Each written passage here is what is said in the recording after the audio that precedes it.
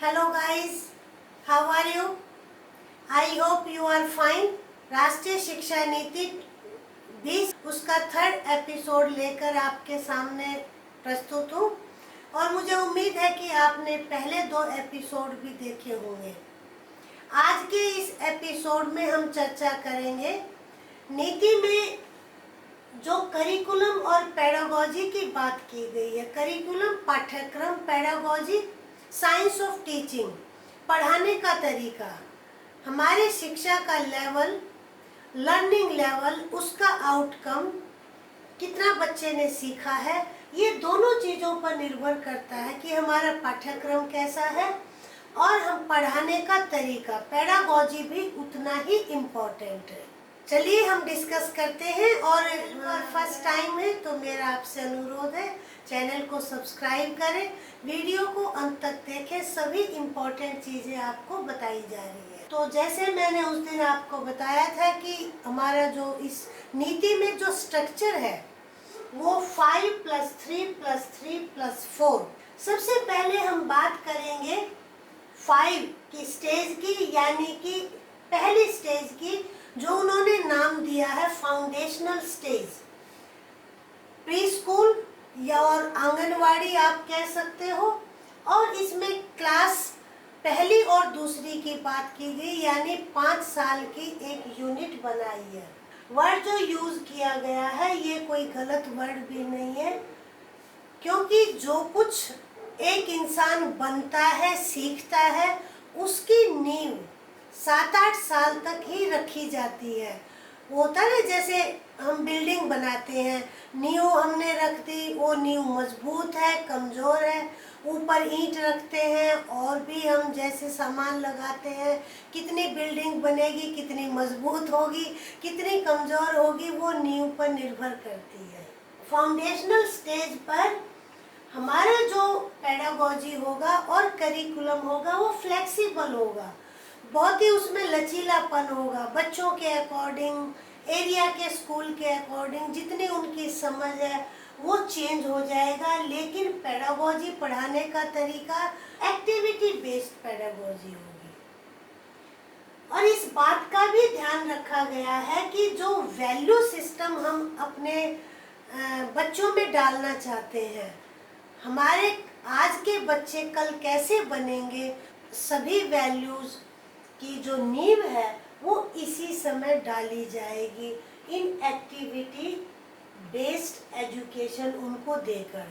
अगर हम अपने बच्चों को ये सिखाना चाहते हैं कि वो एनवायरनमेंट के लिए कॉन्शियस हो, वो पानी की वेस्टेज ना करे, पानी यूज़ करके नल को बंद कर दे, स्कूल की प्रॉपर्टी को नुकसान ना पहुंचाए, आगे खाना वेस्ट ना करें, लंगर में और भंडारे में खाते हैं, सड़क पे आधा किलोमीटर प्लास्टिक के कप और प्लेट्स पड़ी रहती हैं, यानी सफाई के लिए जो चेतना है, अगर हम ऐसे ऐसे संस्कार हम डालना चाहते हैं, वैल्यूज़ डालना चाहते हैं, right stage foundational as well as preparatory, जितना हम आगे जाएंगे बच्चों को ये सिखाना मुश्किल हो जाएगा।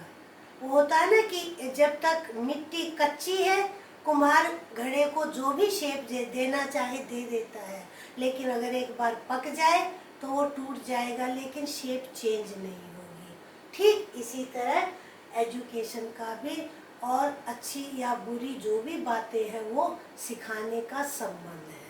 पर्सनैलिटी डेवलपमेंट से ये रिलेटेड मुद्दा है। प्रिपरेटरी स्टेज यानी आगे स्कूल के लिए बच्चा जो तैयारी करेगा वो क्लास 3 से 5 के बीच में, उसमें भी होगा यही, थोड़ा उस पर बिल्ड किया जाएगा, यानी जैसे कुछ ईंटें और रख दी हमने, जैसे प्ले, डिस्कवरी, करिकुलर स्टाइल जो भी है वो फाउंडेशनल स्टेज की होंगी। लेकिन इन 3 क्लासेस में लाइव टेक्स्ट बुक्स को भी इंट्रोड्यूस किया जाएगा, यानी कि बच्चे ने बेसिक कंसेप्ट्स यहाँ सीख लिए, वो उसके ऊपर और आगे सीखेगा और बुक्स भी इंट्रोड्यूस की जाएंगी। क्लास 6ठी से लेकर 8वीं तक सब्जेक्ट्स इंट्रोड्यूस कर दिए जाएंगे, सारे सब्जेक्ट्स, और लर्निंग कैसी होनी चाहिए? एक्सपीरियंशियल लर्निंग होनी। एक्सपीरियंशियल लर्निंग क्या है? जो हम एक्सपीरियंस करके सीखते हैं। अब हम जो भी काम करना चाहे हम मिट्टी से कुछ बना रहे हैं, चाहे हम घर का कुछ सीख रहे हैं, आटा गूंदना सीख रहे हैं, कुछ डिश बनाना चाह रहे हैं, हम बुक्स में कितना भी पढ़ लें, लेकिन सबसे अच्छी लर्निंग हमारी कब होती है? जब हम एक्सपीरियंस खुद करते हैं, खुद हम एक नतीजे पर पहुंचते हैं और बाद में एक डिसीजन लेते हैं कि यस ऐसे होना चाहिए, ऐसे होना चाहिए। Exploration of relation among different subjects के बीच में क्या रिलेशन है, इस स्टेज पे वो भी थोड़ा सा एक्सप्लोर किया जाएगा।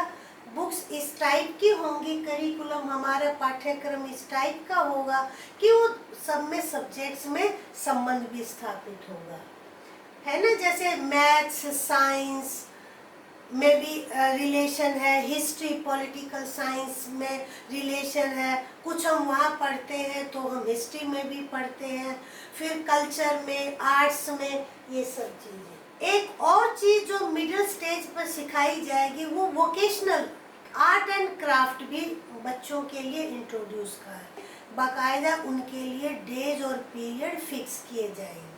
अब हम आते हैं सेकेंडरी स्टेज पर, जो 9th से 12th क्लास तक है, 9वीं से 12वीं क्लास तक। इसमें प्रॉपर सब्जेक्ट ओरिएंटेड स्टडी होगी और मल्टी डिसिप्लिनरी स्टडी होगी, यानी कि सब्जेक्ट्स बहुत सारे बच्चों के सामने अवेलेबल होंगे और उसको फ्रीडम है कि वो क्या चूज करना चाहता है। एक और यहाँ पर खास बात ये है कि बच्चा किसी सब्जेक्ट से 10th के बाद एग्जिट कर सकता है, निकल सकता है, और अगर उसको बाद में लगे कि नहीं वो दोबारा से सब्जेक्ट पढ़ना चाहता है तो वो री एंटर भी कर सकता है।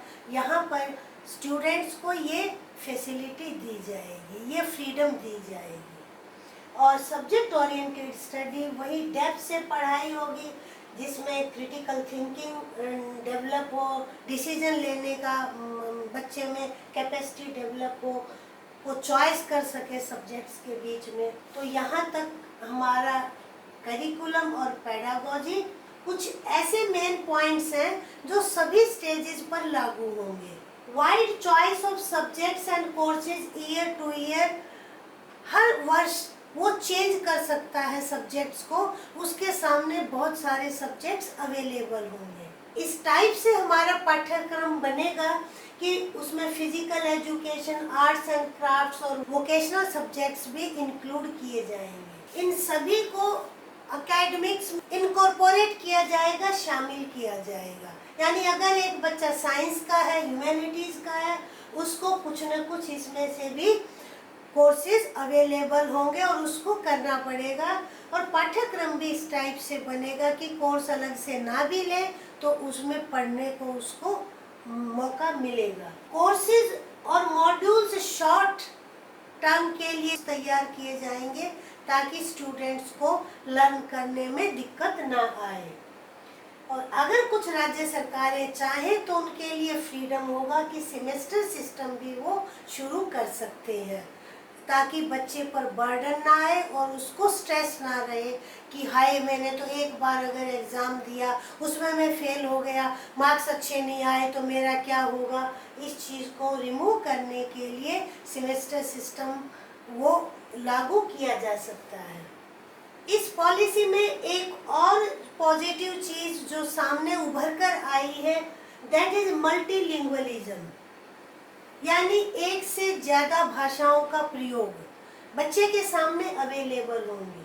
और ये पूरी कोशिश रहेगी कि ग्रेड 5 तक जो मीडियम ऑफ इंस्ट्रक्शन है, यानी कि पढ़ाने का जो माध्यम है, वो उसकी मदर लैंग्वेज हो और पूरी जो अप्रोच है वो बाइलिंगुअल होगी, क्योंकि ये आजकल शिक्षाविद ने सिद्ध कर दिया है कि जो बच्चे की कॉग्निटिव जो स्किल है, यानी कि सोचने की, दिमागी काम करने की जो क्षमता है, वो सबसे ज़्यादा अच्छी तरह मदर लैंग्वेज में उभर कर सामने आती है।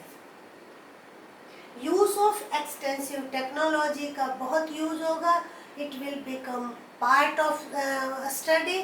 लैंग्वेजेस ऑफ इंडिया, इंडिया की हमारी जितनी क्लासिकल लैंग्वेज है उस पर पढ़ाने पर फोकस होगा और हर स्कूल में ये प्रोजेक्ट्स तैयार किए जाएंगे। जैसे संस्कृत में है हमारे, और उसमें चाहे वो आर्किटेक्चर है, साइंस है, और चाहे एस्ट्रोनॉमी है, मेडिसिन की नॉलेज है, मेडिसिन का ज्ञान है, वो सब साइंटिफिक तरीके से उसका इसेंस जो वो हमारे पाठ्यक्रम में लिया जाएगा और लैंग्वेजेस भी पढ़ाई जाएंगी। फॉरेन लैंग्वेजेस इंट्रोड्यूस की जा रही हैं and that is at secondary level. Korean, Japanese, Russian, Thai, French, Spanish, ये कुछ लैंग्वेज ऐसी हैं that will be made available, जिनको अवेलेबल करा जाएगा। जर्मन, और एक और चीज़ है जो मिडिल लेवल पर ही इंट्रोड्यूस गवर्नमेंट करना चाहती है, that is contemporary subjects. Contemporary subjects आजकल आर्टिफिशियल इंटेलिजेंस, डिजाइन थिंकिंग जो कंप्यूटर से रिलेटेड, हमारा ये organic living, global citizenship and coding, contemporary subjects हैं, वो स्कूल में ही इंट्रोड्यूस कर दिए जाएंगे। एक हमारा पॉइंट ये है कि एम्फेसिस ऑन मैथ्स, कंप्यूटेशन, इन सब सब्जेक्ट्स पे बहुत फोकस किया जाएगा। Vocational crafts, carpentry, electronic work, metal work, pottery, ये सब इंट्रोड्यूस किए जाएंगे। और 10 बैगलेस डेज होंगे। एक स्टूडेंट जो काम करने का मिलेगा उसमें उसको स्कूल में बैग नहीं लाना है, पीरियड इस तरीके से रखे जाएंगे। और एक और अच्छी बात है कि बच्चे को इंटर्नशिप करने का भी टाइम मिलेगा। बोर्ड के एग्जाम कंटिन्यू रहेंगे, 10th के भी और 12th के भी, लेकिन इसका प्रेशर खत्म करने की कोशिश की जाएगी।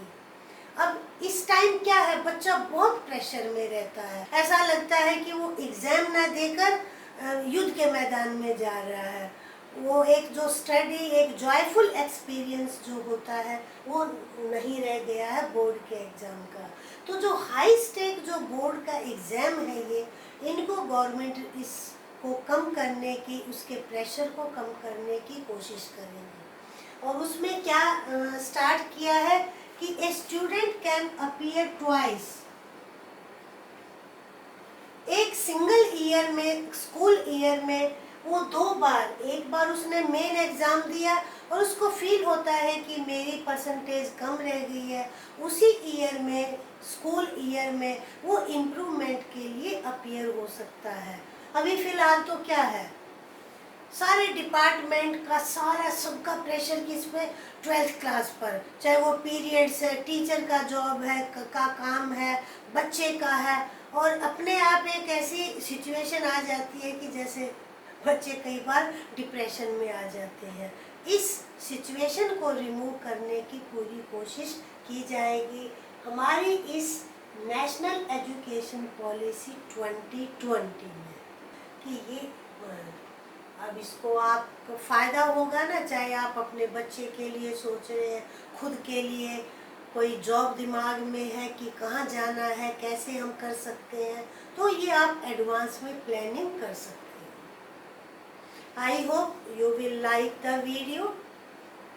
बंद करने से पहले लाइक करें और चैनल को सब्सक्राइब करें और दूसरों के साथ इसको मैक्सिमम शेयर भी करें। आपका लाइक और शेयर मुझे मोटिवेट करेगा कि यूजफुल वीडियोज़ लाने की।